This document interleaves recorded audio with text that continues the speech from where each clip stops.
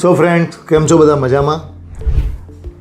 Study અબ્રોડને લઈને હમણાં ઘણા બધા ચેન્જીસ છે. જેમ કે કેનેડાની વાત કરીએ, જાન્યુઆરીથી લઈ અત્યાર સુધીમાં ઘણા બધા ચેન્જીસ આવેલા છે.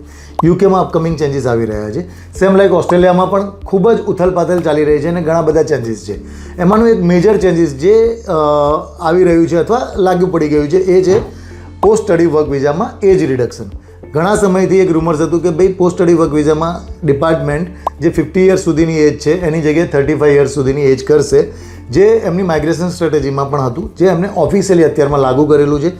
હવે લેજિસ્લેટિવ અમેન્ડમેન્ટ થશે એટલે 1 જુલાઈ 2024થી આ એક્ટ બની જશે અને કોઈપણ સ્ટુડન્ટ PSW માટે જ્યારે એપ્લાય કરશે ત્યારે એને આ રૂલ્સ લાગુ પડશે.